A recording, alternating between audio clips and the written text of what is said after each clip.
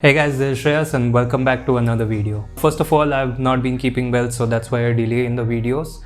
And stay tuned for the next video because that's gonna be the comparison where a lot of you requested, which is the 8 Pro versus the 9 Pro. What are the improvements and people having the budget to stretch till the 9 Pro, should they invest their money on it or not? But this video is gonna be about the review. There's a lot to talk about it because I feel that the initial reviews which came out from the big creators who got it under embargo, especially the Western YouTubers, are kind of unfair. They weren't wrong, they were completely right at their place. But there are certain reasons why this phone is way better than they explained in those videos today. So that's what I'm going to talk about. By the way, stay tuned till the end of the video because I'm going to give away something and the rules will be explained at that point of time. Either way, this is the OnePlus 9 Pro and I'm going to tell you my review of this particular phone overall. So this is Shreyas and let's check that out.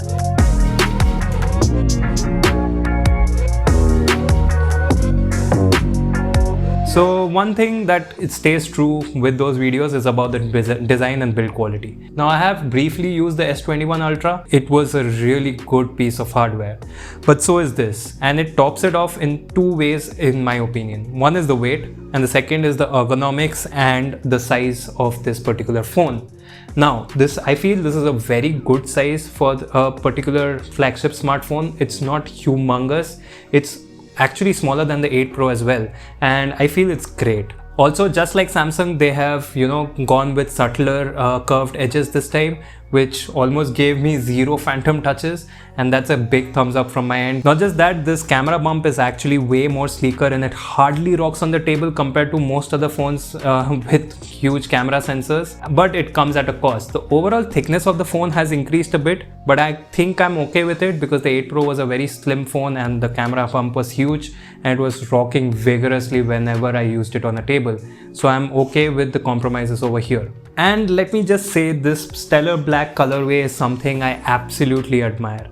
Now this is one of the most elegant phones I've seen, and coupled with this particular camera array, I personally liked it and a few others agree with me as well. But looks are subjective. You tell me in the comments down below how you find this particular camera array and the whole look of the back of the phone. I love how the metal rails are also matte in color with the back, and the sheer size of this phone is actually a delight to hold. I feel it has gone up a bit more in weight, to be honest, but I tried out this thing. The OnePlus logo has actually moved down and is exactly at the center of the phone. So I try to balance it with my finger, and the weight distribution on this is excellent. It exactly balances out when you put your finger on the OnePlus logo, and that tells me a lot because the OnePlus 8 Pro was extremely top heavy and it was uncomfortable to use for longer periods, which isn't the case for this. Also on top of that, you do get IP68 certification, which is a great thing to see. So OnePlus spends a lot of time talking about their CMF, and I think they have done a brilliant job in designing this one. Now, one part about the design part which I do not like is about the fingerprint sensor moving a bit lower. Now the next thing that I really appreciate about this is the sound. I actually saw an improvement in the loudspeaker quality by a tiny bit. It could be the content I was watching or me noticing it, but the stereo separation is excellent. Separation of the two channels from the earpiece speaker and the bottom firing speaker are very well balanced. It's not all 50-50, but yeah, the higher frequencies mostly come out from the top speaker and the lower frequencies are a bit heavy on the bottom speaker, but overall the stereo experience is really good. These get extremely loud, by the way. I could not believe how loud these got, and the distortion is negligible, only at 100%, and a certain type of content which has a lot of bass, it does distort slightly. But overall, a solid set of speakers, and even the call quality from the earpiece is excellent. I had no trouble. I used it with Airtel, voice over Wi-Fi, voice over LTE, and without data as well. It's doing really great. Another understated thing about this is the haptics. This has an excellent haptic motor. Like, I absolutely love typing on this with the haptic feedback on. It is a joy to use. Not just that, this time they have implemented a few more touches of haptic feedback in certain UI elements like the brightness slider. I can't really explain, but if you do get a chance to experience it in a store, I would definitely ask you to go and try dragging the brightness slider down and up. You'll feel the vibration feedback reduce when you go down the slider and increase when you go up the slider, and when you hit either of the extreme, it ends with a thud, like it hit a wall or something, and it's very price and tight. I really admire it.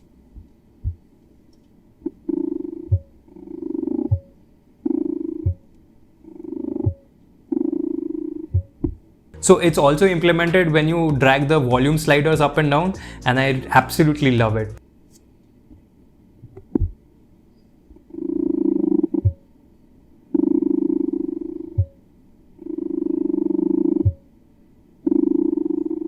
Alright, next thing is the display.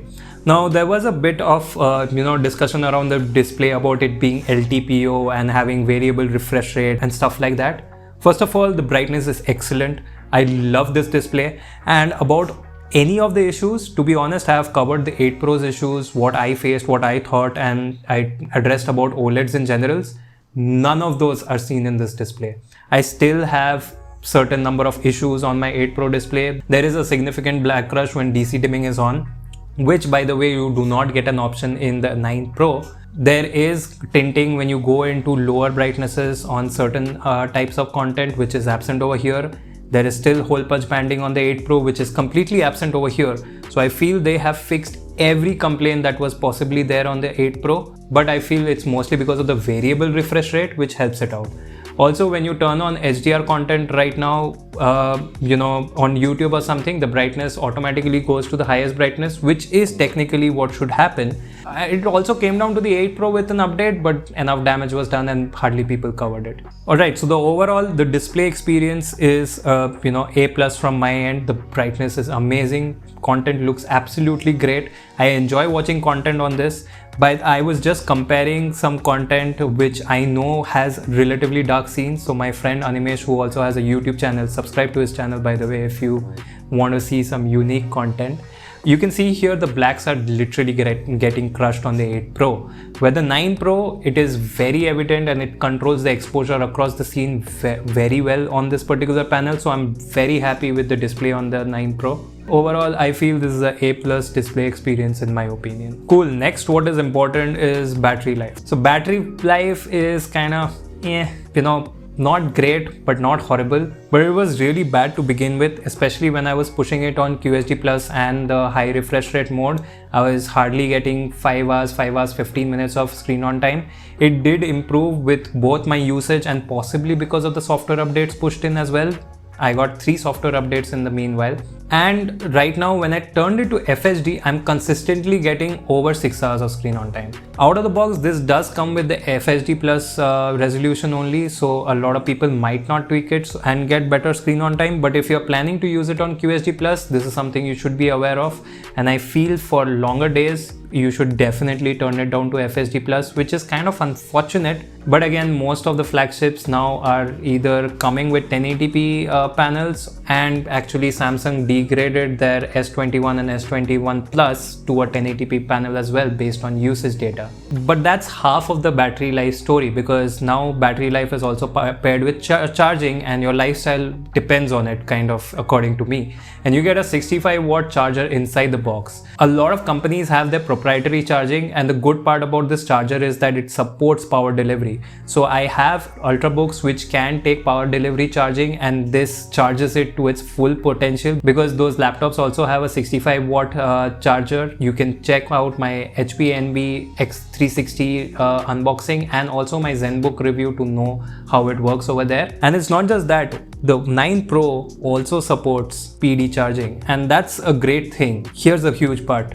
Prepare yourselves, whoever is not buying these particular iterations of the OnePlus 9 series, to not get a charger in coming iterations. I feel it will be exempted right in the 9T if it comes out. But this is a good thing in some ways, because you are not anymore reliant on, the OnePlus charger only for charging up your phone fast. Now this is a problem which I faced with the 8 Pro. When I traveled back home, I had my 65 watt gallium nitride charger and it was charging so slow, and that was because it had proprietary 30 watt charging, which is not the case with the 9 Pro, and I'm really happy about that. So yeah, charging is crazy fast. You have seen the numbers around it, and it's kind of true. I do get it topped up from 0 to 100 within 30 minutes. Now the other part of this is the wireless charging. I'm currently using the 30 watt charger which came with the 8 Pro, because the 9 Pro 50 watt charger is unavailable to buy in India right now. But whenever I get my hands on it, I will definitely test it out and report to you about the results.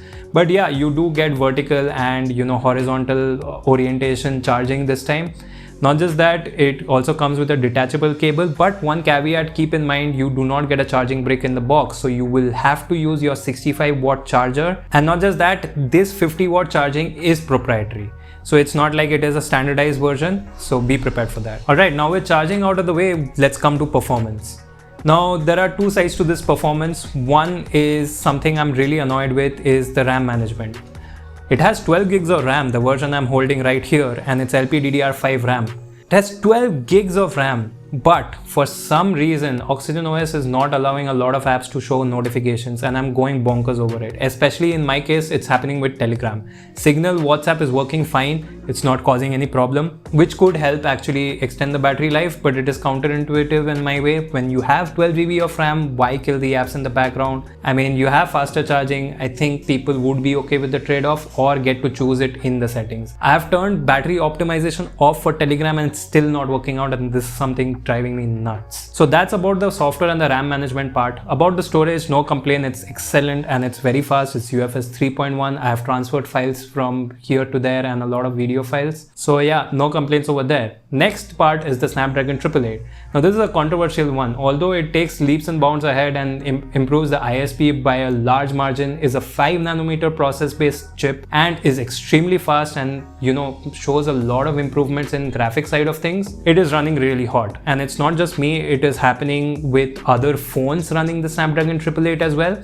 So I'm not sure what is the solution around that. Initially it was running really warm. I was getting an average temperature of 38-39 degrees with normal usage for 5 to 10 minutes of social media apps, scrolling through Google Chrome, etc., which was unacceptable. After the 11.3.3 update, it actually improved a lot. It is below 35 all the time for me, with AOD on and apps running on the background. So that's good news, and I hope this improves over time, because low intensity tasks should not eat up battery or exhibit a lot of heat no matter what chip is running. I'm glad this update came in before I was making this review. Wherever you read about the heating issues, it's kind of addressed, and I only believe that it'll get better over time. Now let's quickly go over Oxygen OS. The problem with Oxygen OS is the RAM management right now, which I mentioned in the performance part. Rest all, Oxygen OS is going great. The updates are coming in and really improving the experience of the phone in terms of cameras, battery life, heating issues, addressing all those, etc. So I'm really happy with Oxygen OS as usual. The Google integration just keeps increasing and I'm loving it. The haptic feedback which I mentioned about the brightness slider and the volume slider is something again I appreciate. Another thing which you should be aware of is that is the default dialer and contacts app has moved to the Google dialer and not the OnePlus dialer anymore. So is the contacts app and also the messaging app. Now personally I use RCS, so I'm okay with the messaging app. If you want to know more about RCS and use it, do check it up in the link above. I have made a dedicated video about it and the advantages of it. But yeah, a lot of people might not be happy around it, but I personally like it and I'm accustomed to it. I'm all in for Google apps and Google integrations. So yeah, that's my part of the story. Overall, Oxygen OS is as it was for Android 11. Oxygen OS 11 is doing great. There is no additions or subtractions from the 8 Pro. Now about the software update situation, OnePlus kind of had a stutter this year. Now I still trust OnePlus will improve this in the coming years, but the SKUs are increasing and that's a point of concern. So that's something you have to keep in mind. Now the advantage of the 9 Pro over the 8 Pro will definitely be when the Oxygen OS 12 or Android 12 update comes in. Now I'm pretty sure this will hit the 9 Pro first and no idea when it will come down to the 8 Pro, because the 7 series got a huge delay and so did the Nord series in getting Android 11. Cool, now let's come to the cameras, the major part of this particular phone. All the hype was about the cameras. The updates have increased the quality of the cameras by a huge margin. Now obviously I do not expect the reviewers who had it under embargo to revisit this phone and cover it. That is the problem you will have with big creators, and I understand when they say that do not buy this phone for the promise of tomorrow and buy it for what it is today. But most of the people did not get their hands on the 9 Pro yet because it is out of stock, at least in India, and that's why today, on the day of recording, I feel this is a solid set of camera. I'll come to its weaknesses. So here it goes. Alright, so let's quickly go over the specs of the cameras. So the primary camera is a Sony IMX789. It's a 48 megapixel camera. Next we have the ultra wide, which is a custom made Sony sensor. It is a 50 megapixel sensor and it has something called as a freeform lens. So it's a form of hardware distortion correction. Next, we have a telephoto camera. It's an 8 megapixel camera with a f2.4 aperture and it has OIS as well. Next is the most useless camera, which is a 2 megapixel monochrome camera. First of all, the ultra wide is absolutely amazing. I love the sharpness. The distortion is almost negligible and absent. If they're doing it only by hardware, kudos to them. That's an excellent thing because most of the phones do it via software. I feel there might be a little bit of software implementation as well, but no problem there. Second of all, the improvement in the ultra wide is actually in low light. The aperture is way higher and low light nightscape shots or the night mode for OnePlus phones is way faster on this particular phone compared to the 8 Pro at least. Same goes for the primary camera, the wide angle camera. Images are crisp, nice, and whatever OnePlus said about the colors is something I am on board with. Comparatively with other phones, when I checked samples and camera comparisons of other people, even who have the retail units after the updates, what I noticed is iPhones and Samsungs tend to have a warmer tone, which people do prefer, because when I posted comparisons of the 8 Pro and the 9 Pro on Twitter and Instagram, people were choosing the warmer colors, not being able to notice details in Instagram and Twitter, which is understandable. So people do lean towards those things, and I guess those cameras are kind of optimized accordingly. I did get warmer colors when I expected warmer colors, and when I saw warmer colors, and it was more appropriate according to what I was seeing from my eyes compared to what was being reproduced on the other phones. And this is where I think OnePlus deserves credit. You know, OnePlus moved up the market and went from an enthusiast focused, phone to a lot more consumer focused phone. And this is where I feel it is trying to address the enthusiast crowd as well this time, because people who are actually passionate about clicking pictures and do use their phone as a tool for that, they care about colors, and this is something I think a lot of people will admire. And the profile of the color is kind of flat. A lot of people might not like it because they're accustomed to boosted colors and stuff like that. I personally prefer the results of the 9 Pro even compared to the 8 Pro, because I told you how the colors are reproduced and you'll see it in the comparison video as well. So yeah, I feel these are a solid set of cameras. Now what I do not find acceptable is the monochrome camera. I've tried clicking pictures via the filter and it just takes with one camera. That is the only mode where you can only capture it with one lens. Rest all the filters you can apply throughout the lenses. Now video is something that I feel like OnePlus has improved a lot. 8 Pro had good video, but there were a lot of issues with the contrast and the warmer tones again over there. Not just that, the HDR that they included as a toggle did not work really well.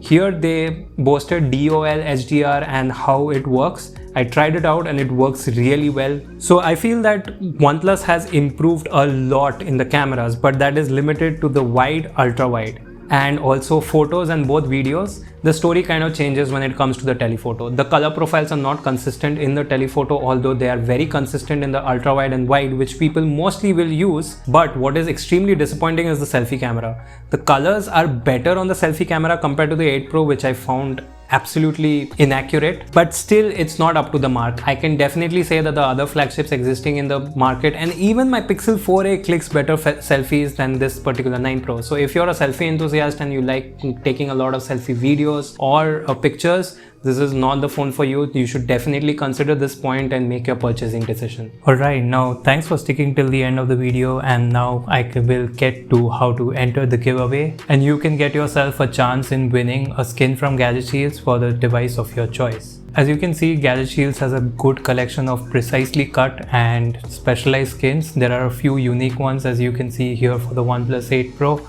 and one of the only companies in India who manufactured the G logo in the Google colors for the Pixel phones. First of all, you have to be subscribed to the channel. You must have liked this video. Next, comment down below with your Instagram handle and your Twitter handle. Why am I asking so? Because I'm gonna pick a random comment from down below and check if you are following me on Instagram or Twitter. Now, if you have liked, subscribed, mentioned the comment down below, and you are following me on my Instagram and Twitter handle, you have entered yourself into the giveaway. The result will be announced in a month's time. And till then, if you are not interested in the giveaway and you still want to get yourself a skin from Gadget Shields, like this extremely classy one on the 9 Pro with the leather back, you can head over to Gadget Shields website in the link down below in the description And don't forget to use my coupon code TTO10 to get yourself 10% discount. So that's been it for the overall review. I hope you liked it. Comment down below about anything you want to know more or doubts you have. I will definitely make a follow-up long-term review of it. The comparison with 8 Pro is in the works and it will come to your sub boxes very soon. So definitely do subscribe and hit that notification bell so that you know when I drop that video. So that's been it. This is Shreyas. Thank you for watching and I'll catch you in the next video.